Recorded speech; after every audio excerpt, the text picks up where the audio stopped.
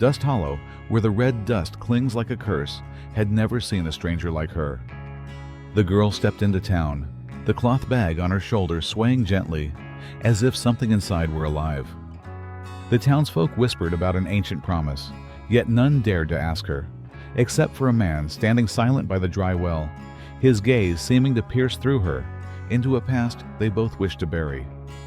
When the storm rolled in, a strange light flared from her bag, and from the prairie, a lone horse emerged, as if carrying the answer to Dust Hollow's secret.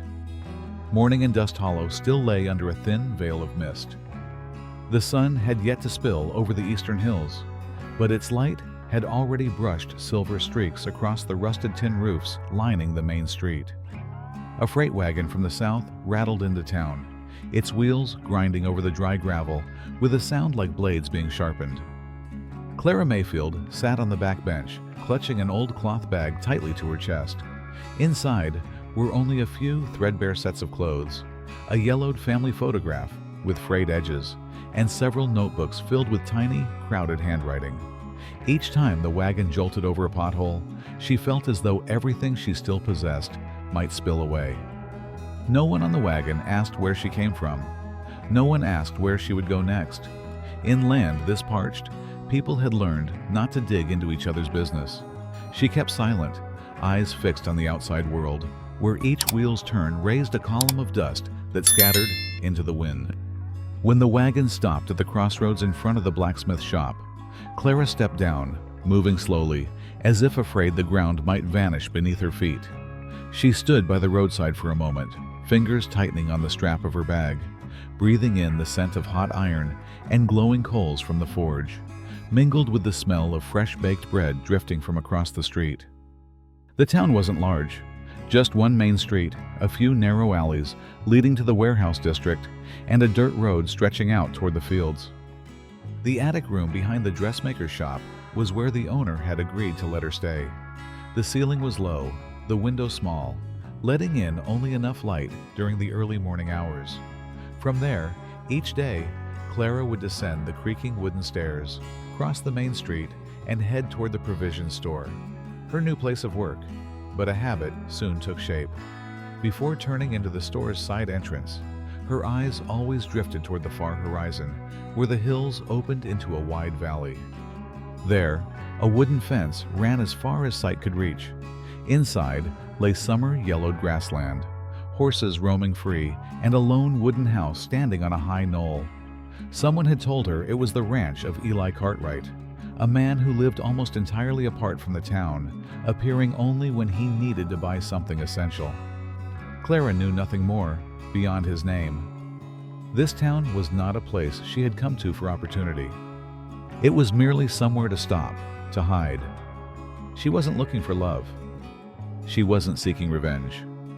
She only wanted a place where people wouldn't look at her as something broken, something left behind. At night, from the small attic window, she could see solitary specks of yellow light flickering in the distance, where the house stood on the high knoll. In the vast darkness, that light remained steady, as if it had never been carried off by the wind. Clara would sit for a long time by the window, her back against the rough wooden wall, holding the family photograph in her palm. The image had faded, the faces blurring into the paper's background, yet the memories lingered, of a small dinner table, scattered laughter, and, in the end, a silence that stretched on without end. That silence had followed her all the way here. Out there, the horses in the valley were likely asleep. Here, the town's lights were going out one by one, leaving only the sound of wind whistling through the cracks in the doorframe. Clara closed her eyes, thinking of tomorrow, of the footsteps that would once again carry her along the road with a view toward that ranch, and wondering if, in that place, there was someone else living a life built only to keep from being left behind, just like her. Morning in Dust Hollow began with the sounds of small things, the creak of a hinge opening earlier than the sun, the scrape of a knife slicing bread crust on a wooden board, the steady tap of the dressmaker's needle, ticking like a clock. The scent of freshly baked wheat bread mingled with the smell of dry hay from the row of warehouses behind the stagecoach station, sometimes cut through by a breath of hot iron from the forge. On the dirt road running through the town, the dust never rose high. It only hesitated, then fell back down like snow in a land without rain. Clara left the attic room while the dew still clung to the parasol trees. She held the cloth bag close against her hip, moving slowly enough that the old staircase wouldn't have to endure any sudden hurry. Passing the shop doorway, the dressmaker looked up, offering a vague nod of a smile before bending back over her fabric. Clara returned the gesture by pulling the door in a little, keeping out the draft. Unspoken courtesies, these made the town less harsh to the eye. At the provision store, the work required little memory beyond numbers. She weighed each sack of flour, marked them with chalk on the board hanging by the wall, and tightened the cords on crates of coarse salt. Sweat beaded like salt itself, salty, harmless, honest. In quiet moments, Clara stood by the small frosted glass window, looking out at the road leading away from town. It cut straight through scorched grass, running toward the reachless horizon before vanishing under the swells of the hills. Beyond that far edge lay the valley opening like an outstretched arm, the long wooden fence, the grazing horses, the solitary wooden house on the knoll. They said it was the Cartwright Ranch. The man named Eli lived there like the shadow of a mountain, present, solid, but rarely near. From time to time, when the sun stood high, a tall, broad-shouldered figure could be seen riding a dark bay horse through town.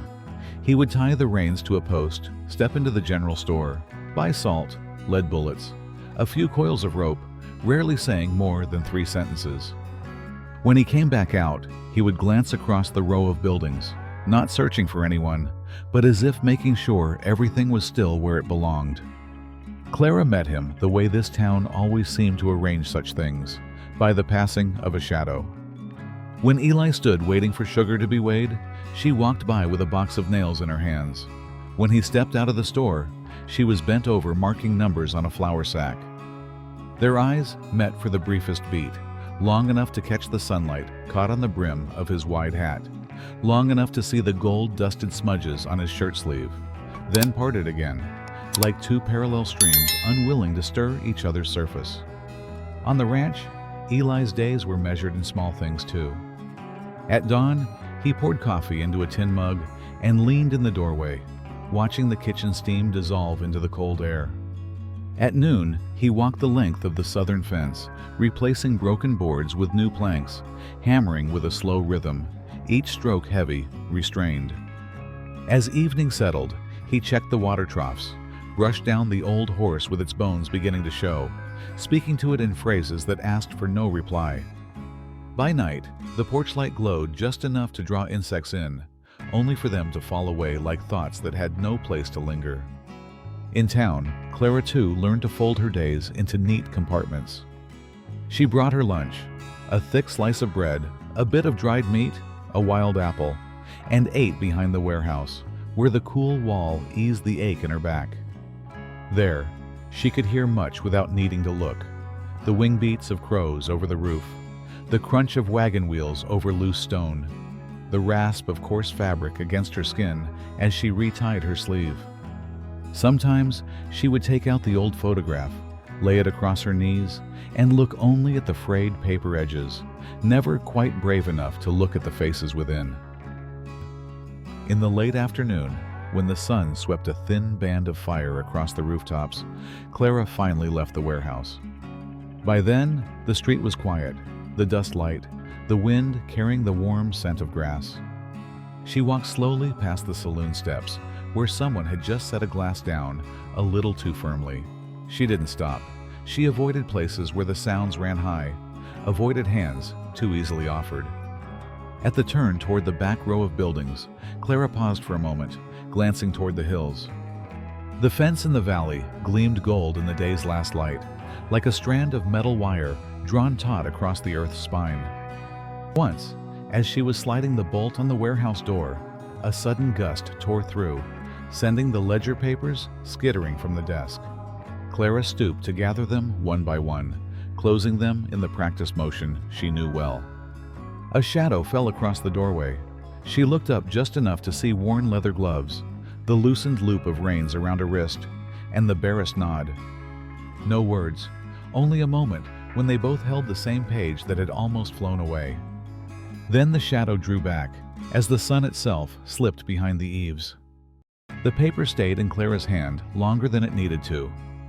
Night settled, and the town was as quiet as a house already asleep.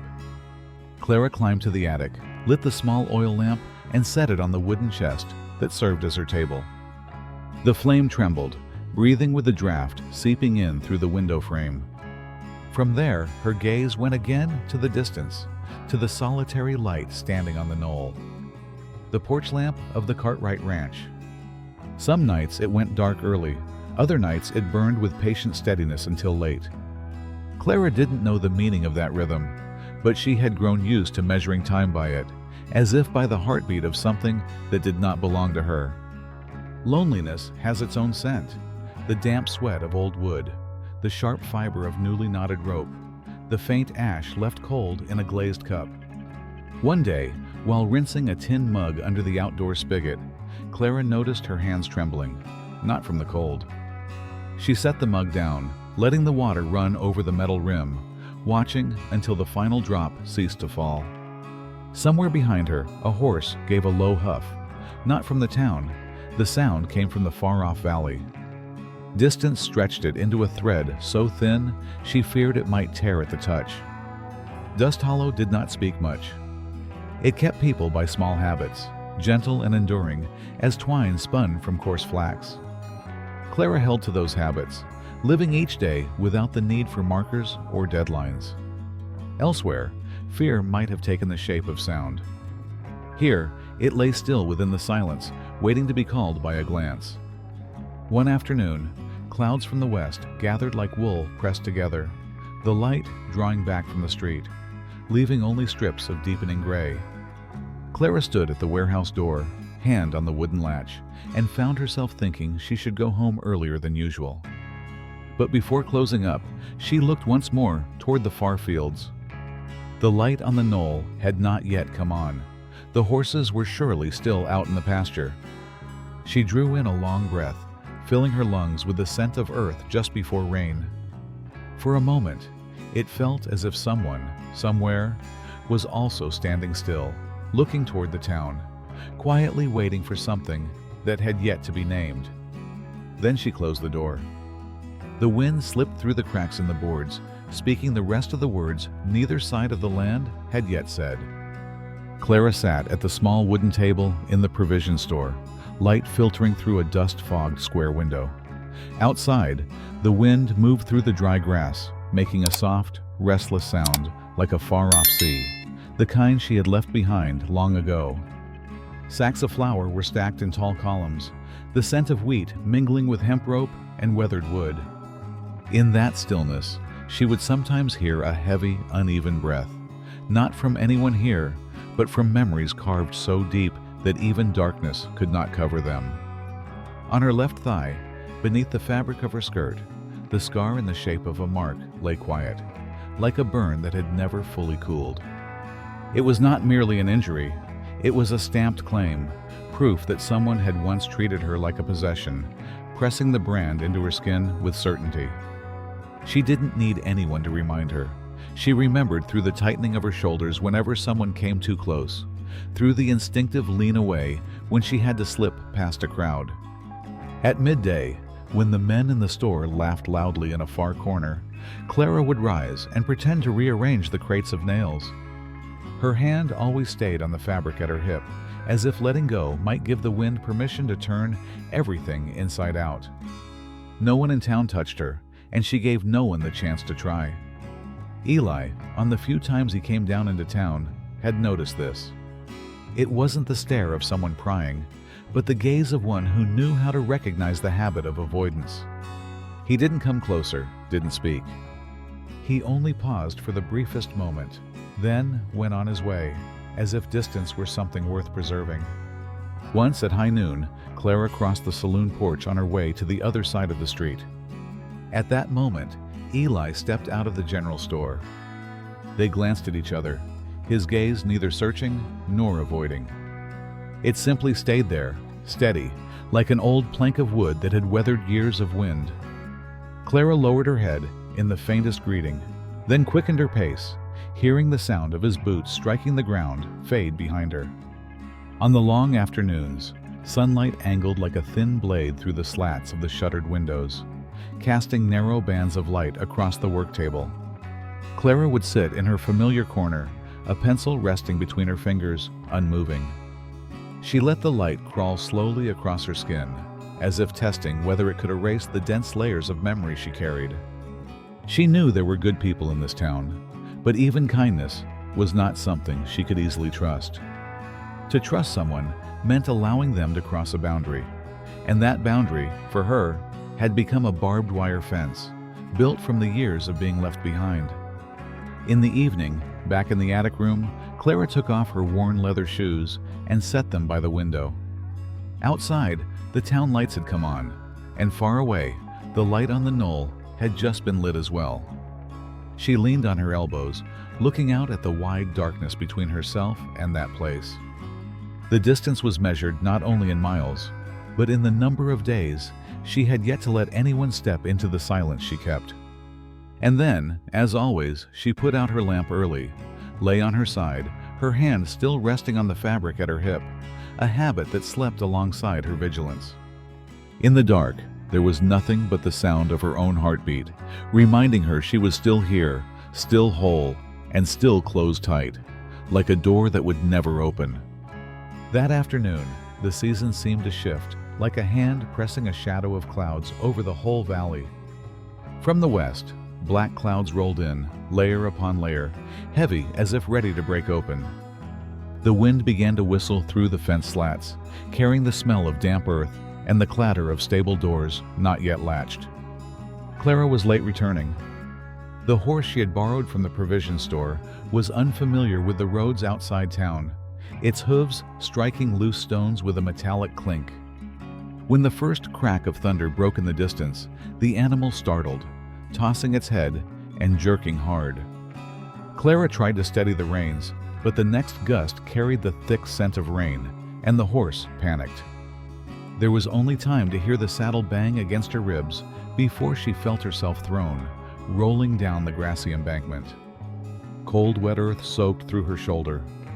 She pushed herself up, only to be stopped by a sharp pain in her left ankle, forcing her to sit back down. The sky dropped into darkness, faster than she had expected. Town was still too far away, and the rain began to fall in heavy sheets, lashing her skin like salt. The sound of hoofbeats came next, steady, deliberate.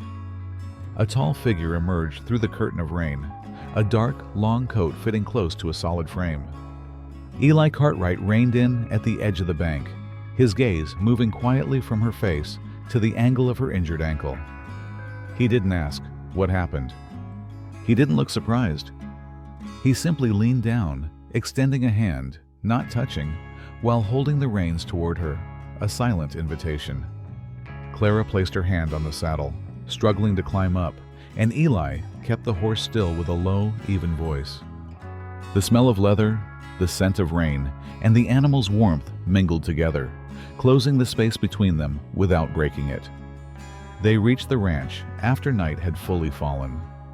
Eli led the horse into the stable first, then opened the door of the wooden house, letting warm yellow light spill across the porch. She stood at the threshold, drenched, her shoes heavy as stone. He hung his long coat over the back of a chair, then nodded toward a small room inside. "You can change in there. The door has a latch." His voice carried neither urgency nor curiosity, only the plainness of giving directions to a stranger seeking shelter from the rain. Clara stepped inside, her hand trembling as it touched the worn wooden latch.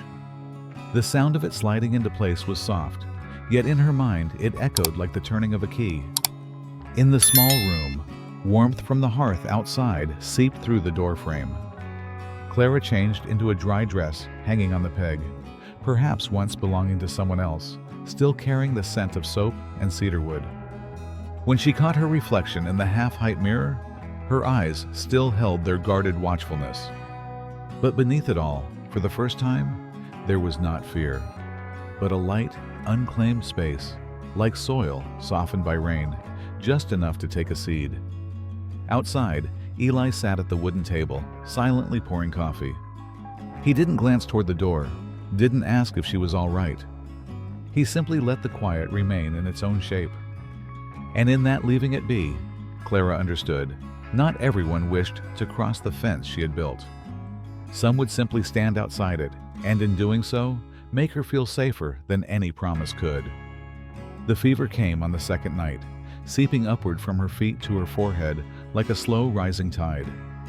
Clara lay on the small bed in the spare sitting room, listening to the wind sweep across the tin roof and the faint creak of wood with each passing gust. Eli's house held few other sounds. No footsteps, no barking dogs, only a stillness thick as an old quilt. The next morning, Eli didn't ask many questions. He set a glass of water by her bed and said simply, "Rest. I'll make lunch." Clara stayed on at the ranch for several more days. When the fever eased, she offered to do light chores, gathering eggs from the coop, folding the blankets drying on the porch rail, slicing the fresh-baked loaf to serve with salt-cured meat. Eli neither interfered nor over-directed. He let her find her own rhythm in this space. One morning, with the clouds still heavy with dew, Clara went into the stable before the air had fully warmed. She hurried down the narrow aisle, not noticing the rusted nail jutting from a board. The pain came sharp, sudden. She stepped back and saw blood welling from her sole. Eli appeared almost instantly, carrying a tin of bandages and a clean cloth. When he knelt, his large, sun-browned hand moving toward her injured foot, Clara froze, her fingers gripping the edge of the nearby saddle. Her voice came out smaller than the wind slipping through the stable slats. "Please, don't." He stopped completely. He didn't ask why, didn't insist. He simply set the bandages aside, crossed to the wooden basin, and washed his hands in the cold water. Then he pulled a chair close, sat level with her, and began to speak. "And the first horse I ever kept was a wild one. Took me near 3 months before it let me touch it. The first night it stood still beside me, it was raining, just like the night you came here." His voice was steady, low, not so much to have her hear the whole story, but as if to let time fill the space between them. Clara listened without looking at him, each word dropping like a small stone into the surface of a pond, raising no great splash, only sending out quiet, widening ripples. When he fell silent, the space filled again with the sound of horses snorting, of wind threading through the wall slats. Clara bent down and began wrapping the wound herself, her movement slower, more deliberate than usual. Eli didn't help. He only handed her a small knife to cut away the excess bandage. In that moment, Clara realized something strange. He had mended her injury without ever touching it. And in that not touching, she felt a kind of respect she had long believed extinct in the world. Outside, the sky had begun to clear. Pale gold light fell through the stable window, stretching across the damp floor in long, thin bands. Like a fragile road, she did not yet know if she could walk. But at least now she knew that road existed. That night, the wind shifted, carrying with it the damp breath of the river and the lingering scent of road dust in the air. Clara was clearing a few glasses from the table when the sound of hoofbeats came from the yard. Not hurried, but heavy and deliberate, as if each step had been weighed. Then came the knocking, firm, dry, measured, making the wooden frame tremble faintly. Eli stepped over and opened the door a crack. 3 men stood there, their long coats powdered with dust, the smell of liquor mingling with the sharp tang of sweat. With only a glance, Clara knew. Around the neck of one of them hung a small silver medallion, etched with a symbol she recognized. The very same mark as the scar on her thigh. Her chest tightened. The hand resting on the table's edge turned cold and damp with sweat. She stepped back into the shadows, keeping the porch lamp's light from touching her face. Eli didn't turn to look at her. He stepped fully outside, pulling the door closed behind him. His voice was low, not raised, but each word felt as if it had been buried in the ground before being spoken.